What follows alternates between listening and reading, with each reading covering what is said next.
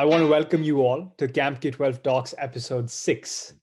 Every month, we do a guest speaker presentation where we invite an industry expert, someone who has been a practitioner of coding for a very long time, someone who started coding at a young age and today applies coding to solving problems at a very large scale in the real world, working at some of the biggest companies that you are all familiar with.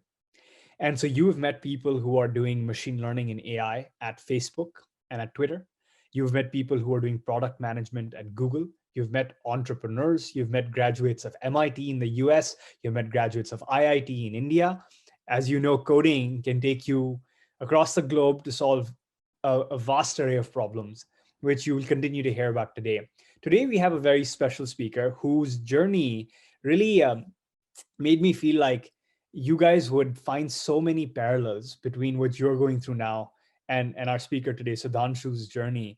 He's a guy who was among the youngest and first app developers in the country of India before WhatsApp even came to India, before Uber was even a thing in India. Our speaker today was coding apps during his school days back in 2012, 2013, and his apps made it big. And because his apps made it big, he ended up a lot of good things happened in his life. He'll tell you about his journey from India to MIT and then to exploring lots of different jobs and ending up as a product manager, applying his technology skills at Uber, based out of the San Francisco headquarters that they have. And he's back in India now. He's an investor today at Sequoia. And he's lived a life which has exposed him to technology in all aspects. And I won't reveal too much. I think there's a lot of interesting things we learn from his story. But I just want to welcome all parents to this monthly event that we do. For those of you who are coming for the first time, Camp K12 is an online school. We exist to provide your kids 21st century skills that they don't always get in the school system. And we'll continue to do that through all our courses, through our monthly guest speaker series. And we're always lucky to have great people like Sudhanshu join us. And so with that introduction, please please join me in welcoming Sudhanshu with a round of applause, guys. Thank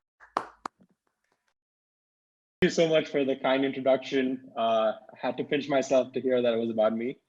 But yeah, great to meet all of you. And thank you for taking time on a Sunday. Great to have you here, Sudhanshu. So Sudhanshu, where are you right now? Just give the group some context into your life and where the present day is for you, because you've been all over in the past. Yes. As of today, I'm in Bangalore, which is also the city that I grew up in. Let's see, I moved back to Bangalore a little bit over a year ago. As you mentioned, I work at a firm called Sequoia Capital. While that may sound far away from the world of technology, it's actually a firm that is focused on investing in technology startups. So all day, every day, I'm meeting new companies that are building new apps, new technologies, and it's my job to figure out how I can help them and how we can partner together to build a really, really large company.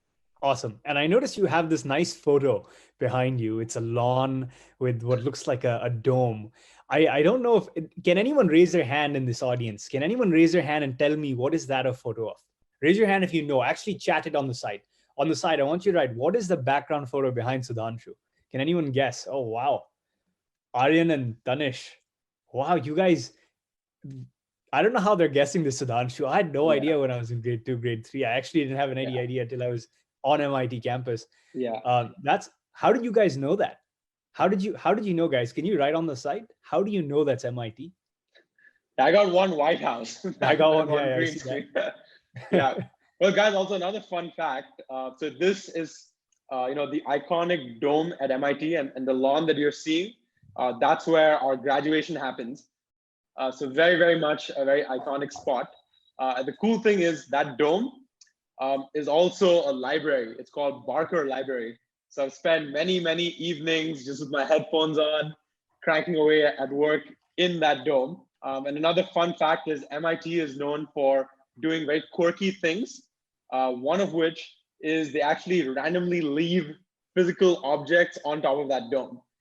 And so once there's been a police car that MIT students, assembled on top of that dome, and you'll hear all kinds of crazy stories. A helicopter had to be brought in to remove that car. So very, very, very much an I'm Googling it iconic right spot. now. I'm seeing if I can find a photo of that. I actually found one. Let me link to it right here. I'm gonna send the image address. One second. If you guys want to see it, let's put it on the thread. Everyone, that's a link to the photo on Google of a police car on the dome. Uh, wow. Here's another one. Copy image address. If you guys want to see what that looks like. So, engineers at MIT, they love to demonstrate their engineering skills, and they do it just for fun. There's a big hacker culture. I don't think Sudhanshu is trying to avoid using that word, but at MIT, there's a big hacker culture, not hacking in the sense of like bad stuff, but hacking in the sense of doing creative things that you have to figure out something new. And so people realize like you can put a police car using engineering, you can put a police car on the top of a dome like that and let the rest of the world figure out how they did it. And that's exactly the point. People try to show off their engineering skills. I wonder if that happens in the IIT culture in India. I don't know. We'll have to ask our IIT friends. But at MIT, every year you'll have a different kind of hack. What were the hacks? What did people do on the dome while you were there at MIT? Yeah, I'd say two come to mind. One, I think Captain America. I think the Marvel movie was released, The Avengers, and so they actually turned the dome into a Captain America shield. So they got all of these, very large banners and made these concentric circles. Yeah. And then someone had a drone that flew over the dome and captured it, which was pretty iconic. And I'd say the Nice. second actually happened in another building called the Green Building. It's Yes. like a really, really tall building. And somehow people were able to program the lights inside each room to actually make the building into a Tetris game, Yeah. which was pretty awesome That as well. that happened in the year that I was there as well. That's a classic one. Other things I've seen is when there's sports events happening in the city, people will light up the buildings linked to the result of the sports event. And they'll just, anytime there's like a big moment for society, they'll kind of use lights to send a message that can be seen by people in buildings across the other side of the river from MIT. So I think if you go to MIT, guys, you will encounter a lot of cool engineering feats. Really, their achievements, right? These are people who create something out of nothing, which is what we're here to talk about today. Isn't that right, Sudhanshu? We're here today to talk about creating something from nothing and how learning to do that at a young age can really change your life. At MIT, it's a university that Sudhanshu studied at. He actually was admitted from India as an international student. And we're going to find out today, that part of his journey, why he chose to do that, how that experience was.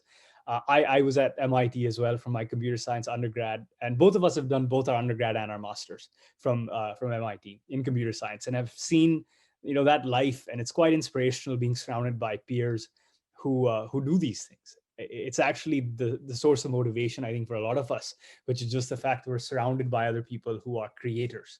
And I think it's one of the great things that you have in your community as well, kids, which is if you look around you on the left and on the right of your little face in the grid, there are all these other young creators and builders who will, I think, together as a community, you guys will motivate each other. And that's why we do these events as well. So for those of you coming for the first time to Camp K12, welcome to our community and to our online school where we are trying to build a new generation of young creators and innovators. And I want to hand it over to Sudhanshu to introduce himself a little bit. And Sudhanshu, we're going to start our conversation today from a time in your life that is the most similar or closest to the time in the lives of the kids that are here today, which is your school days. So let's actually rewind the clock for you. And let's take us back. We talked a lot about MIT, but let's actually go back in time to your school days. Just give us a sense of which school you went to, what that context was like. And then I want to ask you some more questions about that. So what were your school days like? Yes, absolutely. Guys, so as Anshul mentioned, I think I was in a similar boat as many of you, growing up in India and attending, just a regular CBSE school. So let's see, from the very beginning, from first and second grade, I actually was in Orissa, because that's where my parents are from. And I distinctly remember moving to Bangalore was a big deal, right? From going from the small town called Cuttack to then moving to Bangalore in second grade. It was a very, very overwhelming experience. The lights just seemed so much brighter. And I actually remember my English wasn't even that good. And I remember feeling very out of place in this brand new school where everyone but me was the cool kid. But what I was fortunate for, and what I really have to thank my parents for, was that they put me in a school that emphasized not just academics. It was all about doing creative things outside your coursework as well, whether that be sports, whether that be drama, whether that be clay molding. This school was a little atypical, and the school's name was Gear, which I went to in Bangalore. Then when I was in 8th grade, I think I actually decided for myself that I wanted a school that was even more intense on the academics. I think for some reason I had this realization that that's what you need to succeed in the Indian education system. So I ended up joining the school called NPS, which is National Public School, which many of you might have heard of. And then finally for 11th and 12th, I decided to dial up the challenge even more. And I joined an IIT prep school, which is called AECS Magnolia. And this was also a CBSE school, but it was during school hours that all day, every day, we did IIT coaching. Wow. So I think you can kind of see that I incrementally went from creative to academic to very academic, and then ultimately ended up at MIT after. So tell us a bit about your coding discovery during this time. How did you first discover coding? And tell us about that first line of code that you wrote. When was it? What was it? What grade were you in? Give us a sense of that context. Yeah, and I think given maybe my background today, I think a lot of people might assume that I fell in love with coding from day one, and it's all I've ever wanted to do, and that's actually not true. I'll draw a distinction between computer science and coding, because the first time I was exposed to computer science was actually in 5th grade, which was through one of the classes in my school itself. And I remember that computer science class was just like any other class. Our teacher would come in and say, kids, open up your book to chapter 5. Then she'd point to one of us, ask us to stand, and read out line after line in this book that speaks about computer science. And maybe the only thing I remember from those days is that Charles Babbage was apparently the father of computers. And in addition to that, maybe we also did these small exercises where we converted numbers in human language into binary, which is computer language. And I'll be honest, this class to me was no different than any other class that I did. In fact, it even felt more dull, because all we were talking about was these zeros and ones and numbers. There was nothing that really got me excited. But then fast forwarding to a few years later, which was say 8th or 9th grade, that's when computer science class wasn't just about the theory. I think that's when maybe our school deemed us responsible enough to actually take us to the computer labs. And that's when it started to get more fun. So I think the first program that I at least remember writing was in a language called Visual Basic. I don't even know if people use this anymore today, but it was a very simple way in which you could make a small user experience, and you call that a GUI, a graphical user experience. You can put a button on that screen, and when you click on that button, then a pattern of a diamond prints out, right? So very, very basic. But I remember that's what our teachers taught us. And to do that, we had to use a bunch of if conditions and for loops. So it was a very, very cool way to see what I built actually became this thing in front of my eyes. This was at NPS, it sounds like. You said 8th or 9th grade. This was that's at right. NPS, and that's fascinating that you had a class in school back then. We're talking, I don't know if it's 2010. We're talking about 2008, 2009, yeah. 2008, 2009. I think that's quite advanced of NPS, quite progressive of NPS as well, to have a curriculum that exposed you to that. I don't know if I don't know if every school even today has that kind of a visual curriculum. So Visual Basic, while it's not used today, I think is a great way to motivate young kids to learn computer science and coding, because it's visual in nature. And like the button and the diamond pattern that you created sounds like a really good starting point. In fact, when I first started teaching coding 10 years ago, right around that same time, whoa, that's a cool photo. Yeah. That's you on the dome. Also, guys, yeah, just a quick picture. This is when I was running for class elections at MIT. So I actually made it on top of the dome and stood there with a flag. That's awesome. And then you printed out a photo and showed it to people Yeah, to get unfortunately, I came votes. second in this election, so wasn't happy enough. No, that's great though. So guys, you can see Sudhanshu on the dome. He figured out a way to climb to the top of it as a fellow hacker. So going back to your journey in school days, you first were exposed to computer science or coding through your fifth grade coding class, which was not really a coding class; it was a theory class. And then you rediscovered it, and this time in a much more fun way when you were in eighth and ninth grade. Um, at what point did it start to become something that you liked to do, and when did it start taking on a life of its own outside of classes? Yeah, I'd say I I liked I liked to code during computer science lab. I think that felt fun, and I think there was also a thrill of how we'd go to the lab. Then the teacher would say, kids should go up on the whiteboard and then basically draw out like a pattern of asterisks or different symbols. And she says, the agenda for today's class is you need to do that. And I think I would always take a lot of pride in being one of the first people who'd get it done, right? I'd love, coding as fast as I could. And it meant that, everyone in the class knew that I did this first. Mm. But then actually, while I enjoyed it quite a bit, fast forwarding to 11th and 12th, when I joined my IIT coaching school, that's when I had the option of continuing in computer science. But I actually decided that, I like computer science, but maybe I also want to try out what other subject I can do. So in addition to physics, chemistry, and math, I could have chosen one more subject. And instead of choosing computer science, I chose economics. So for 11th and 12th, I actually did zero computer science and barely played with it at all. When it really took a life of its own was after I graduated from 12th grade. Then I decided that I actually wanted to go abroad for college.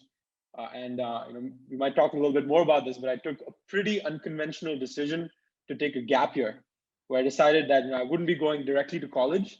I would take a year off, spend that time pursuing the things that I was excited about, and also use this as an opportunity to apply to college in the US.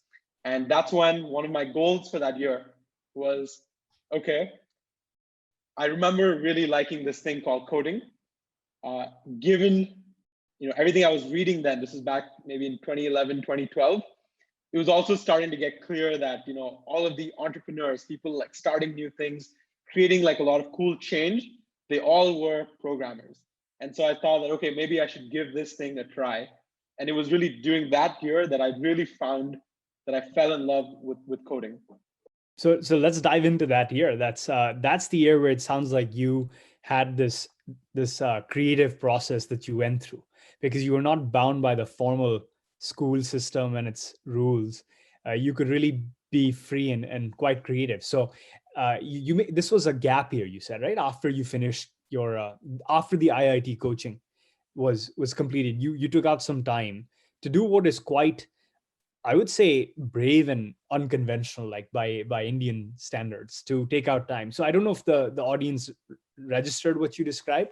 So guys, if you are, when you finish school, typically there's this feeling that society gives you that you have to keep jumping to the next thing, the next thing, the next thing. In the US culture, it's actually quite common for people to say, I want to take what's called a gap year, which is this, and this is more relevant for parents who are here rather than the kids, but a gap year is where you decide that in order for you to learn more about what you're really good at or what you want to do in your life, and to make better decisions on what kind of college you want to go to, what kind of life you want to live after school, you take a full year to do projects and to do anything that you want. Could be to start a company, to create applications.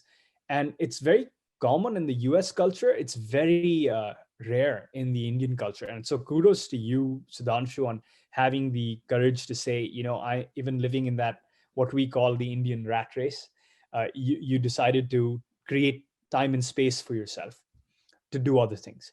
Take us into that gap year. What did you do in that year? Great. Yeah, and as Anshul said, I think one of the truths and also one of the lies that my teachers told me is that every year, I'd come into like 6th grade and they'd say, children, I just want to let you all know that 6th standard is going to be one of the most important years of your life. You do well in 6th, 7th, 8th, 9th will be easy. And then I heard the same speech in 7th, the same in 8th, and same in 9th.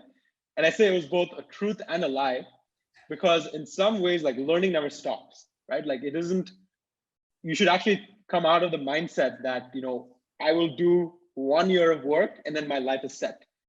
Your life is never set. You're always growing, you're always learning. So in that way, every year is the most important year of your life. Make the most of it. But as Anshul said, when I think that's what you're told growing up your whole life, deciding that next year, which is college, which really started to feel important, we'll have to wait. And I would take a year off instead, in no school, no coaching, nothing, just to do the things that I love to do. I think what you just said, Sudhanshu, is so profound. I don't know how much the audience will actually register it right now versus when they're a little older. So I think we'll have to just take make a testimonial out of it and share it with this alumni group and ask them 5-10 years down the line to listen to it again. Guys, what he just said is that, the system tells you that every year is the most important year of your life and everything after this is easy. This year you have to study really hard. But I think what Sudhanshu is pointing out, and I have felt this, and I'm sure, Lavi and those of us who are older than you in this audience, even your parents, I'm sure your parents standing next to you will tell you that there is no one thing that you do after which you're just set and you're done, right? There is a life after college. And success in that life after college is so different than the success in life in college. It's just so different than the success in life before college. It's something that, parents, if you're listening to this, you need to remember in your own life, like what happens after college and what does it mean to be successful in life, not just successful in your grades in school. And like what Sudhanshu just pointed out, I think it's so true. And I think it's a fallacy to think that, look, if you do well in this exam, everything is done afterwards. In fact, there's probably other skills that you could invest in early, in that young age, that might help you be more life successful. And that's what I'm taking out of what Sudhanshu is saying. So Sudhanshu, now tell us about, once you had that realization and you decided to do this, what did you create in that time? Right. Yeah. And so yes, the question is, what did I do in my gap year, and specifically, what did I build? Yeah. I was very fortunate to have parents who have been largely very supportive of whatever I wanted to do. And in some ways, I think I made life easy for them by always, getting good grades and not creating too much trouble. So I think we both had, a pretty good relationship from that point. But I do remember my dad being very nervous about me taking this gap year, because every friend of mine and every friend of his all said this would be a horrible idea. So I think one thing we did do was we sat down and discussed, if I am taking this gap year, what will I accomplish out of it? And I had 3 goals in mind. My first goal was I wanted to play basketball for the Karnataka state team. And this is something you guys might not have expected, but basketball has actually been the one passion that's stuck with me throughout life. And every day, even though school was very grueling, I always found 2 hours to play basketball, just because I found that, it really refreshed me. It brought me close to many of my friends, and it taught me all these things about, leadership, perseverance, hard work, sacrifice, that all are lessons I stick with today. So my first goal was actually basketball. My second goal was, this is a year for me to learn how to code. And I'd set that goal actually for myself, as I said, because I realized that this is something I'd enjoyed, but I'd kind of lost touch with. And I also suspected that in college, computer science is an area that I might study in or do something in. I just had that feeling. And that's why I decided that, it was 2013. That was the year I'm going to learn how to code. And then number 3 was I'm going to do something entrepreneurial, right? And at that point, I felt like, I had this fire in me that, I was going to be, the next Bill Gates. And I said, step 1, I'm going to start something of my own, whether that's, a product, whether that's an organization. So those are my 3 goals. Maybe for the sake of this conversation, I'll focus on goal number 2, which is about coding. So I remember, okay, I set this goal for myself. I'm going to learn how to code. And me and my dad ended up going one afternoon to a place called Sapna Bookstore, right? And if any of you are in Bangalore, you might have come across this place. Basically, this massive bookstore where every possible book you could imagine is there. And honestly, it brings me a little bit of fear even till this date, because that's where I'd go to buy all of my reference textbooks. So I'm sure you guys all know this, but outside your CBSE books, I'm sure your school asks you to get a bunch of other books. So that's kind of where I'd always go. That's where I went. And that's where I remember buying this book called Intro to Java, right? Or actually it was called Thinking in Java. And I kid you not, it was a book that was maybe this thick, as thick as my face. And I said, okay, well, I have a whole year. I should be able to get through this. And I'll tell you, that book has brought me so much value in my life, because every night when I struggled to go to sleep, as soon as I opened 5 pages of that book, I would fall asleep immediately. Whenever I needed, to put my laptop a little higher on my desk, that book would go on my desk and it would raise the laptop at least by 6 inches. And I'd say those 2 things is probably all the use that I got out of that book. Jokes aside, it was a serious problem because I'd set this goal for myself, but it was so difficult to learn how to code, right? It was so dry. This book, again, it just felt like a repetition of my 5th grade, where I was learning all of this theory and I was honestly starting to give up. That's when I spoke to my dad, he suggested that, hey, Sudhanshu, he's an engineer also. And he said that, the most fun thing about engineering is not the theory. It's not, the exams. It's really the joy of building something that didn't exist before, that you actually care about. So he told me that, forget about coding for now. Find a problem that you think is worth solving and start with that. And once you find that problem that you actually want to solve, then figure out how you can do it using coding as a tool. And I think that was one of the most important conversations I had that year. And so fast forwarding a little bit, one of the problems I identified that year, this was, again, we're talking about 2013, was that every day in the newspaper, I would read about how an ATM, like an ATM where people would withdraw money, would just get stolen. And let me just explain how absurd that is, right? I would read stories in which there would be an ATM in one corner of the city. The next day, the ATM would be gone because somebody basically came in a truck late at night, removed the whole machine, took the machine into a faraway corner of the city, and then opened that machine and took away all the cash. And every day I would hear about this happening. I would hear about sometimes even security guards getting injured, because they were trying to defend these machines. But overall, it was pretty clear that the bad actors in the city knew that ATMs could be a target. And that's the problem that I decided that, hey, this is coming up in the newspaper every day. Maybe it's a problem worth solving. And this is where I have to give credit to actually Anshul, even though I didn't know it back then that I needed to give it to him, because I stumbled across this thing called the MIT App Inventor. Now, MIT App Inventor, again, we're talking about 2013, was a tool for you to just drag and drop small pieces like Legos and use just that to actually build really functioning Android applications. And so again, it's as simple as you bring a block which says, if phone receives an SMS, then play music, right? It was these if-then statements. And it was really using these if-then blocks that I completely got immersed into this world of MIT App Inventor. And I thank Anshul, because if I'm not wrong, Anshul, that's what you worked on when you were at MIT. Anshul was actually one of the people who created this. And using Hey that, guys, I I ended think up. many of you have used it as well. In the chat thread, put yes or thumbs up if you have used MIT App Inventor to make apps, because then you know exactly what he's talking about. There you go. So many of our young coders, Oh, even at amazing, Camp K12, amazing. have used Yeah, App Inventor.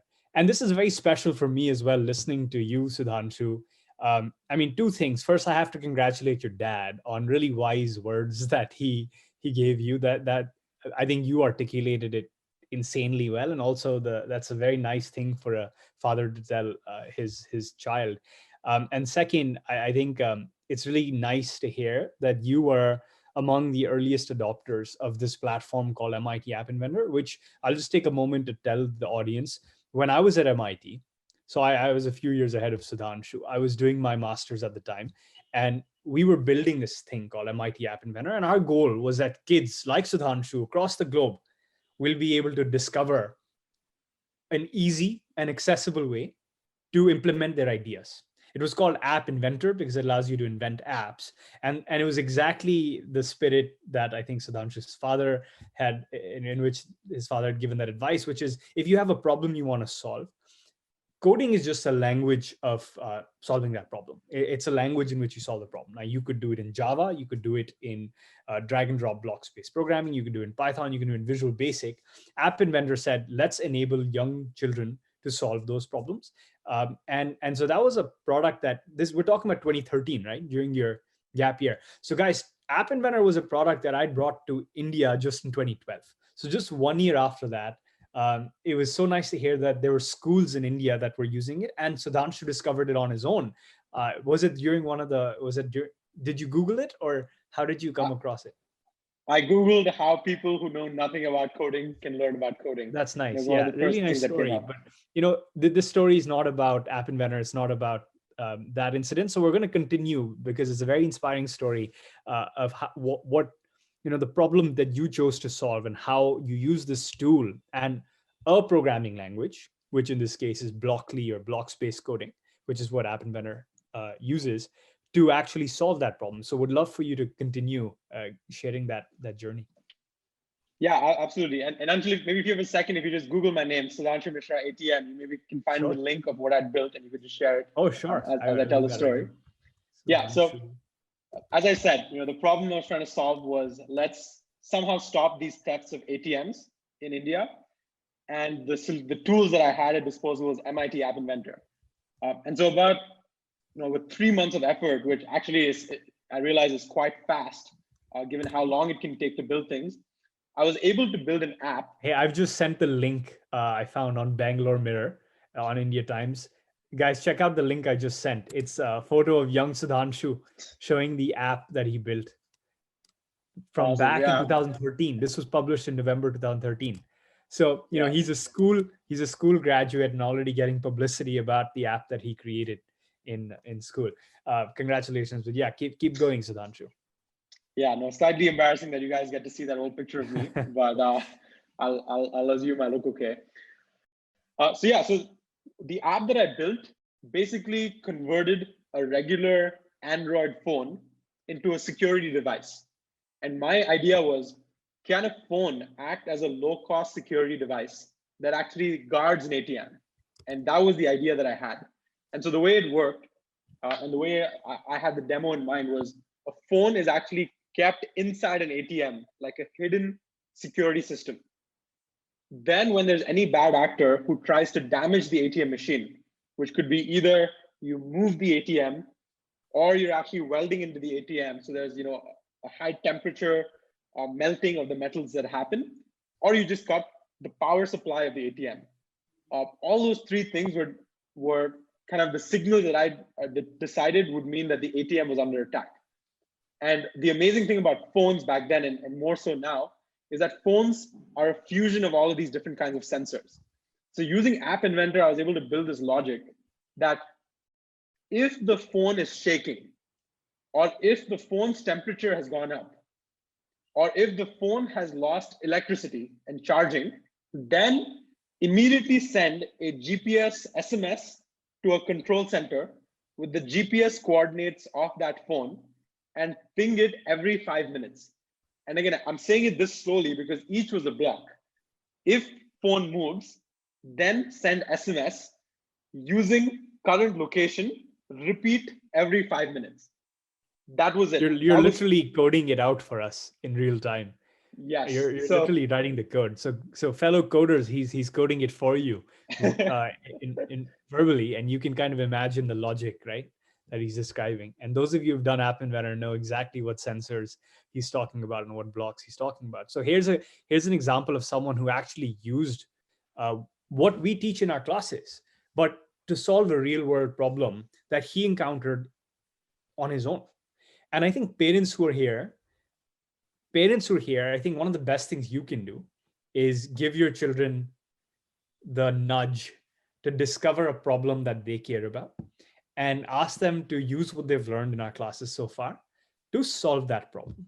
That's it's basically the whole cycle of creation that Sudhanshu is describing, and that's where I think a lot of growth happens for your child. And it's the most empowering thing, when you discover as a kid that you can build a solution to a problem that the world has using what you know. And that's what I'm hearing Sudhanshu did, using what at the end of the day is very straightforward logic that he implemented. Right, it's not rocket science what he described to you, the if statement, the logic of using sensors, the using the GPS, but it's connecting the dots, realizing that you can do that, and writing that logic that really solves problems. And I think that's the fact of reality, that a lot of the problems out there can be solved easily. It's about connecting the dots and then writing the logic for it. That's yet to be done. And so there are many opportunities like that for all of you young kids as well. And so Sudhanshu seems to have discovered at a very young age that he could do that. Sudhanshu, in the interest of time, I'd like to move to the college decision and the college journey. So in this year, you published this app, you got some publicity also, and you probably became a famous app developer, a young app developer in India, before the whole app economy really started, right? And I can only imagine, had the app economy started, you would have gotten that much more publicity. If there'd been a easy app store through which you could discover this. How did you think about your college decision? I'm guessing you would have had to apply during the gap year for colleges. How did you choose between the US system and the India system? Because I heard you say you had prepared yourself for the IIT system. You'd gone to that school, Magnolias. And how did you then decide to aim for the US system? yeah, great question, Anshul. So I think, a few things about me. One, I've always been good at academics throughout my life. And if I had to quantify that, in 10th grade, I had a 10-point CGPA. In my 12th grade CBSE, I did pretty well. But the truth was that I didn't love just studying things from a textbook.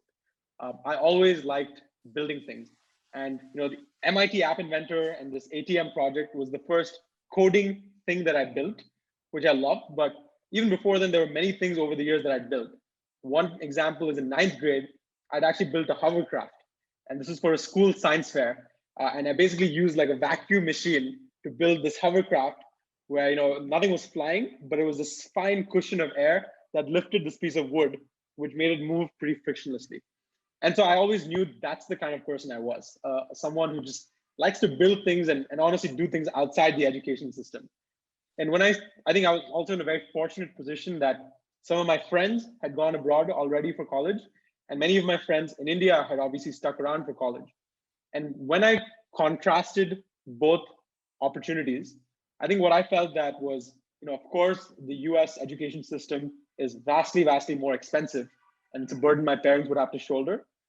But fortunately, they were in a position to do that. And I was also lucky enough to get some scholarship. And so what that meant was, it was a decision I was boiling down to was the education system. And what drew me to the US was that in addition to your classwork, they actually emphasized doing things outside, whether that's through your clubs, whether that's through your internships. And that's how I decided that, to get that holistic education, to really grow the side of me, which I like the most, which is building things, a US education seemed to be a good fit. And that's how I ended up applying to a bunch of schools and was very lucky to have gotten the opportunity to go to MIT. There's a question on Discord from Akshat, and I think it feels relevant to this. He's asking, I'm sure, a question that's on many people's mind, which is how does one prepare to get into MIT? And if there is a secret sauce, what is it? Definitely. And by the way, guys, there are questions on Discord. So if you want to ask a question, please write it on Discord. There's a channel called Camp K12 Talks. Akshat has just asked there. I can see several of you. Yes, Havish, you can definitely ask questions. Go for it. I'm checking it. So Sudhanshu, while you answer that, I'll keep checking that for questions. Great. Awesome. Yeah. Well, maybe this is maybe a broader life lesson, which is how do you accomplish really, really difficult, unlikely things? And there are 3 steps, right? The step 1 is you have to dream big. If you don't dream big, it's probably never going to happen. Step 2 is you work everything off and work really, really hard, put in a lot of sweat and hours. And then 3, hope and pray that luck, blows in your favor. And without those 3 things, I think it's hard to accomplish anything meaningful in life. And for me, I can see all the kids writing notes in their notebooks. I love the humility with number 3 in just acknowledging that, look, there's always elements of good fortune and luck. But I think, there's this great quote, I sometimes mix it up, which is, luck is when preparedness meets opportunity. As in, in order to get lucky, you have to be prepared to have good luck. And I can't remember who said it or what the actual quote is, but it's something about even good luck doesn't just happen on its own. I mean, to be able to be the beneficiary of good luck, you kind of have to have the other inputs there, right? Being at the right time, at the right place, having done the right work. And you can see from Sudhanshu's story that he had kind of positioned himself as someone who dreams big and actually does something about it, right? He actually worked, he took a year off after the rigorous, IIT prep that he went through to explore what he really wanted to do. So that is like number 1, I think, something that a US university appreciates. Number 2 is, in that time, he didn't just sit around watching movies. Now, of course, there was no Netflix back then, but he just used the time to just fool around. He actually had 3 goals, which he told you about. And he worked on all 3 of them. He hasn't told you about the basketball journey yet, but he was working on all of those goals.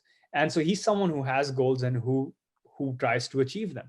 I think that is a really big. I think it's harder for Sudhanshu to compliment himself, which is why I'm jumping in to play that role here. But that is a very special thing. And you won't believe how many applications a college receives, a college like MIT, that are exact duplicate of everyone else, which is that they have good grades, they're really good students, but they still don't get into MIT. And I think the thing that makes Sudhanshu and people like him different is, I think they dreamed different. They dreamed for something that is, I think, bigger than exams. And then they set out to achieve that, because that is something that a college looks at and says it's something that stands the test of time. Someone who only proves that they're great at studying, well, what's going to happen after they finish MIT? There's no more studying, right? What will that person do? There's really not much a college can extrapolate. But when a college sees that someone is contributing to the world, contributing to society with his ideas and with his work, that is something that stands the test of time. Because, we talked about life after college. Well, that's something that's useful for life after college. And when a college decides to admit you, especially a US university, they're thinking a lot about how proud is this person going to make us feel as an alumnus of our university? How will we, MIT, feel when Sudhanshu goes on and does what he's going to do in his life because he was an MIT student? How would we feel when Sudhanshu puts that dome as a background image on his Zoom saying, I'm an alumnus of MIT? And will he be an ambassador of this brand, right? That's honestly how the logic works in the minds of an admissions officer. And I'm just saying the things he would have been too humble to say. So, there's really no magic formula, guys, but dream big and go and try to work on those dreams and make them happen does seem like as good as it gets in terms of a magic formula. Now, again, in the interest of time. Yeah, maybe just the one thing I would add to that, Anshul, is is that the Indian education system, one of the constraints it has is it measures your success largely on the basis of academics. I think the nice part about if you're considering applying abroad is that you can do anything you want, right? Anything, whether that's basketball, whether that's like cricket, whether that's poetry. You just need to strive for excellence and show them that you did something about that dream. So again, I think the point to what Anshul said, and there's something my mom really encouraged me to do, which is like find something you love and just strive for excellence. Do whatever is in your control. And the nice thing about applying for the US is you could get rewarded for doing what you love anyways. Yeah, I really great advice that you're offering here, Sudhanshu. Let's go on to one other topic I want to cover, and then we're going to open it up to the audience to ask questions. I want to talk about Uber, and I want to talk about what you did there and what people do. Now, this group of children who's attending here, many of them have attended our past sessions, and they've met people from what you would call the really big tech companies, right? And Uber was not too long ago a startup that became a bigger tech company.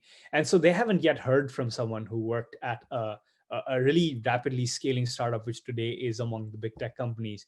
But I want you to first tell us about what drew you to Uber. Why so with your skill set, you could have gone to, I know that as an MIT graduate, there's kind of a lot of tech jobs out there. Why did you choose to work for Uber? And so start with that, and then tell us a bit about what you did there. Totally. One thing I want everyone to know is that I was working at Uber, the company, and not as Uber, a driver. And I say that because many times I've bumped into my relatives, and they've been very disappointed that after going all the way to MIT, I just became an Uber driver. So it's a bit of both. So yeah, I think by the time I graduated college, what I realized and what I knew was what I think I already was starting to feel when I was out of high school, which was I love to build. I love the world of technology, and maybe one day I want to start my own company. And I think the beautiful thing about technology and Silicon Valley and now especially India is that two people sitting in a room, sitting in a garage, can build something that people want, and they can then build something that a lot of people want, and that very small idea can become a large company. And I think the profoundness of that is something I'm only realizing today, which is like two people sitting in a room can actually put up a fight against a 10,000 person company if they have the right idea and the right timing, which is one of the most empowering realizations that I have. And so what I realized when I graduated was I wanted to be in a role that lets me build, that lets me be in the world of technology, and that gears me to being a founder. So for me, I think a lot of people ask me why I didn't just become an engineer. I think what I realized is I love coding, but I also liked, the other aspects of building, which is, motivating a team, thinking about, whether how it interacts with the law, how you market your product, how you run an experiment. And if you are a person who likes not just coding, but also, this whole, 360 view of what goes into building something, then, product management is a great career and a great role. Why Uber specifically? It actually ties back to the problem that I felt most strongly about growing up in India, which was learning how to commute. Now, to go to my basketball practices, which I do all of my life, I needed a way to move around the city, and I had to go by Uber. There was no Ubers then, so I had to go by buses. I had to go by autos. I literally remember like hanging outside buses because they were so crowded. So I just felt that mobility and being able to move was such an important thing. And so that's what inspired me, right? Which was, I got to do a role that I really wanted to, and a company that was solving mobility, not just today, but it was also thinking about how it might be solved 10 years later, whether that's self-driving cars or flying cars and all of that. And so that's what led me to Uber in particular. Let's dig into one other aspect of the role there. As you said yourself, you were a product manager. Now, most of the guests that this group has met are actually engineers, and you yourself are a former engineer, like you code, and so tell us a bit about why you, within a company like Uber, So there's a, guys, with the coding skills that you have, there are many career tracks that open up. And that's something that is not the focus of our discussion here, but I'm sure parents, they ask us all the time, like, what can my child do with coding knowledge? Turns out you can do a lot more than just software development. You can be a software developer. That's a very important role to play. But there is also a new role that has emerged in the big tech companies and in startups, called product manager. So, for example, Camp K12 has product managers, Uber has product managers.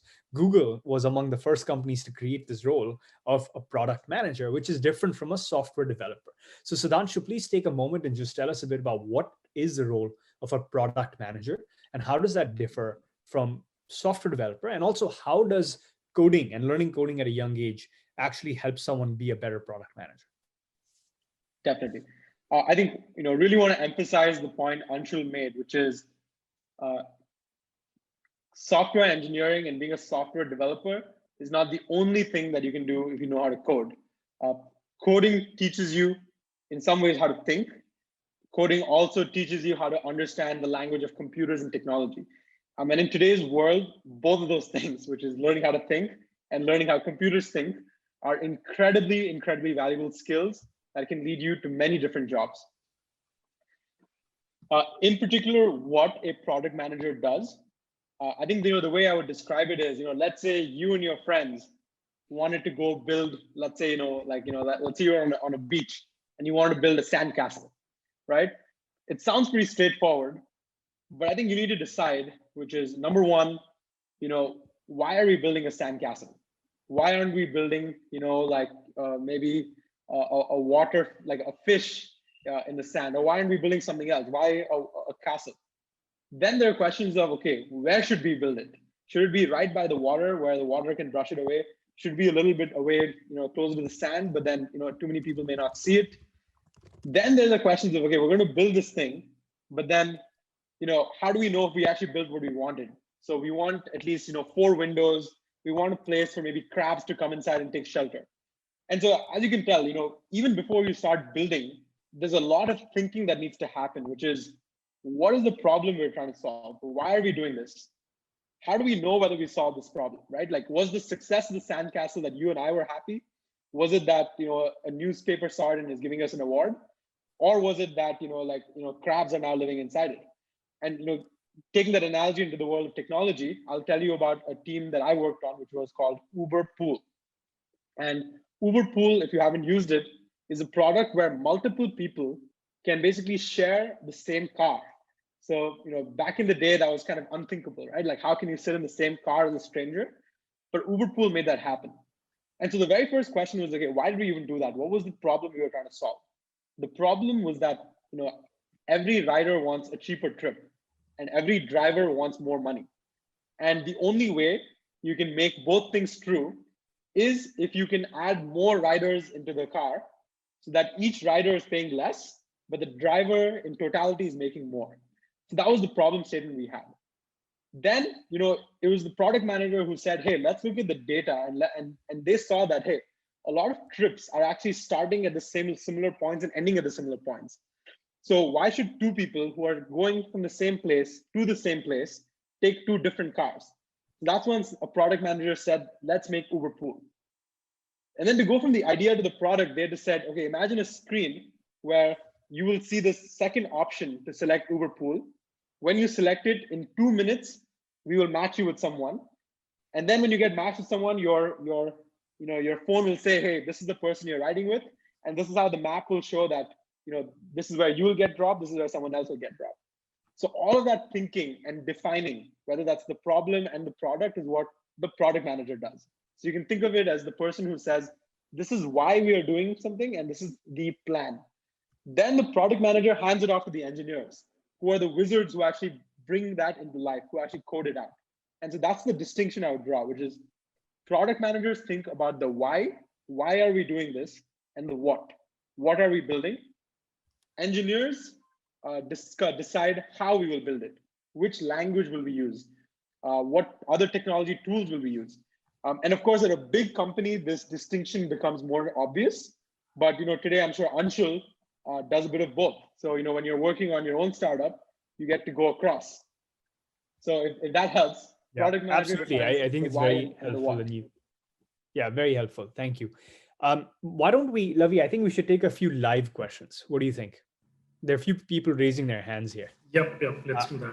and so I can see that some of you guys have had your hands raised on Zoom, and I'd love for you to turn on your mic. So let's start with Vishesh.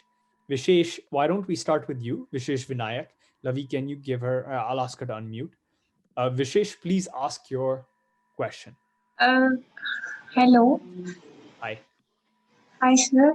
Have you begun an MIT? Say it again, Vishesh. Have you begun an MIT? What How is, do you how do you get into MIT? Right, that's your yeah. question. Okay, so I think what we'll do is Sudhanshu has already touched on this answer before in earlier in today's conversation. So Vishesh, we'll upload the recording of this, and that advice you will tag it in the YouTube video where you can go and see Yeah. that advice for how to get into MIT. But thank you for the question. Kuhu, let's go to you. I'm going to ask you to unmute yourself. All right. So my question is, how do you get your projects to gain recognition?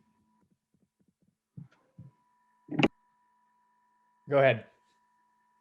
Great question. I think the first is you need to do something people care about, right? And a good way to start, I think, building is starting with problems that you care about. Like imagine if nobody else in the world, maybe other than your parents, cares about how nice your room looks. But let's say you build a really cool project that makes your room look cool. That's a good way to start. But usually, the next step is how do you build something that a lot more people care about? And I think that's what I had going in favor of me, which was I built something the city of Bangalore cared about. Once you do that, then you need to do something reasonably interesting about it. And I think I say interesting because, what is technology? Technology is a new way of solving something. The old technology for preventing thefts of ATMs were human guards. So it's not that I invented a new problem. That always was there. I just created a new way of doing it. So the more quirky and interesting and novel your approach is, that gets people's attention. Then the third maybe is a very tactical question. How do you actually show up in the newspaper? What I did was every day in Bangalore Mirror, there would be the email of the journalist who would cover the ATM thefts. So I might be able to share this after, but I literally send an email saying, hey, I'm a student in class 11 or in I guess post class 12, and I built this thing. Here's a link to a video I've made. Please tell me if you want to learn more. And that's how I got featured in that article. It was just that cold email. I think what you're hearing is it's also the hustle, right? The hunger to kind of make it happen, and then the action that you take after it. So many people would build it and then just let it be there. So Danshu was clever, and he actually saw that there was a hook here that he could use. This is a problem that this journalist cares about. He or she covers ATM theft every single day, or whenever there's an article, it's from this journalist. So he targeted that journalist. There are many other ways. I would say that the really good advice you've given is start with something that is a real problem that people care about, and then you can kind of be hacky and resourceful in getting it seen by people. There's a popular story. If you look at how big startups like Airbnb, those of you who have heard about, raise your hand if you've heard about Airbnb.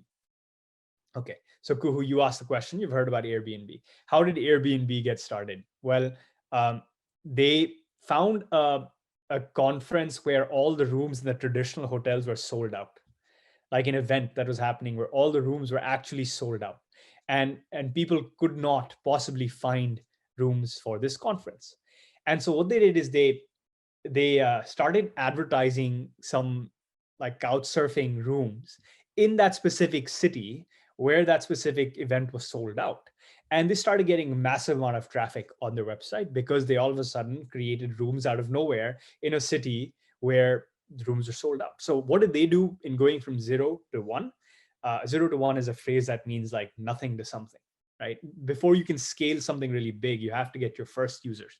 So 0 to 1 is how you get your first users. What Airbnb did was they looked at where that problem is greatest right now, and they used their solution in that space. So they created inventory of spaces using couchsurfing, and specifically in that environment and city where the rooms are sold out. And so that got them that initial network of users, and they repeated that trick. But if you look at the stories of entrepreneurs, there's a lot of hustle and effort that they put in to take their idea to market. And it doesn't always happen instantly either. There are some big ideas out there that take time to come into fruition. And a great example of something like this is an idea that today is very popular. It's the idea of Bitcoin and cryptocurrencies that you might hear about on the news. But 2008, when the paper for Bitcoin was first published, to when it got big and got noticed, did take some time. So it does not mean that your idea is not good. It does mean that being at the right place at the right time makes a big difference. And so one difference between Bitcoin and Sudhanshu's ATM theft idea was the ATM theft solution was very relevant in the day it was created, whereas the Bitcoin thing was like a completely novel approach of thinking about electronic cash and money, which didn't become useful to people for some time, didn't get discovered until a long time. So good ideas don't always happen overnight, but right place, right time makes a difference. And then you can be really resourceful to get it noticed. Great question though. One more question that we'll take from the live audience, because these are always my favorite. Let's see who else is raising their hand. Guys, raise your hand visually if you have a question. If you really are burning to ask a question. Okay, so we have Danvita who's raising her hand, wants to ask a question. I'm going to ask her to unmute. Go ahead, Danvita. Sir,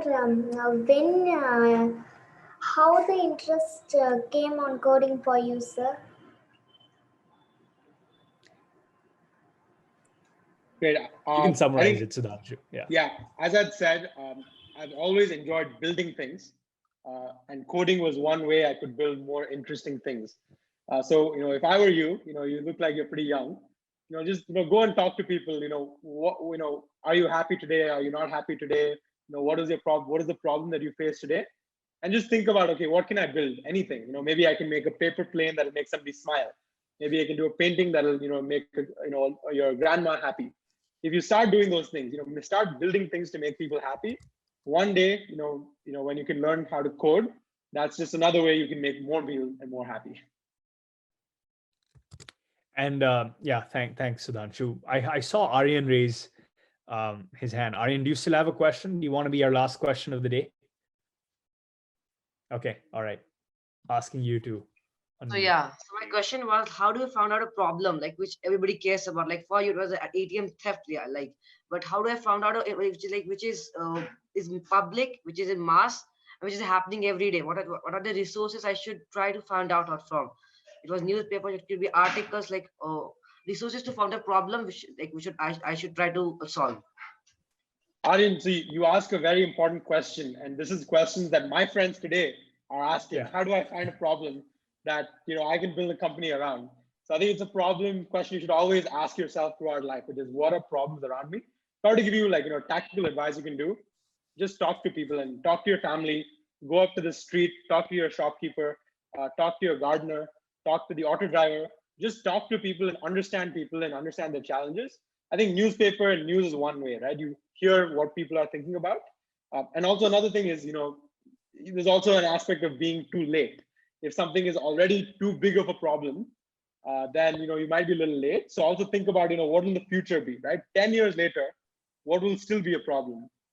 And do a little bit of that dreaming. Yeah, excellent question and excellent advice. I think you learn a lot just by having conversations with people around you and asking them what their problems are. Great. So I think this is a good place to close it out. I'm actually going to ask Sudhanshu to answer one more question for me. Something we always ask our guests. And that is, Sudhanshu, for the parents that are listening to this now, or that will listen to this online in the future, what advice do you have for them on how to best prepare their kids for this new world that we live in? Totally.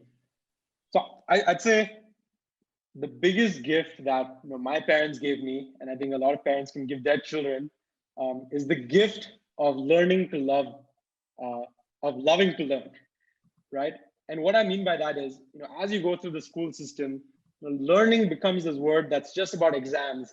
That's about, your teacher scolding you that you didn't do your homework. That's about you feeling like you got a B when everyone else got an A, right? And it just becomes this word that's associated with a lot of negative feelings, right? Learning to me feels like a chore, but actually, like, learning should be fun. If you learn about the things you care about. And I think that's one request I'd have for parents, which is give your children both the inspiration and the slack to develop interests of their own, where even if you don't tell them, sit down and study today, they will do it. For me, that was basketball at one point, and eventually became coding. So it doesn't even have to start with something that you think is very a very career helpful thing today. Just let them discover their passion. I'd say that's number one. Two, I'd say coding actually is very important. I'd recommend encouraging your children to solve problems they care about using code, because I think just looking into the future, this is going to be a language that you need to understand the world and what's happening around you. So I'd say that's point number two. And number three is that I guess even in your minds, success shouldn't be contingent on which college they get into. I was very lucky that I got into MIT, but in addition to me, 5 people out of the whole of India got in that year. And so success doesn't mean only if you get into MIT. If you actually take a step back, all of my friends who love learning, who know how to work well in teams, who can fight when they're down, who have that resilience, those are the people I see succeeding in all areas of life.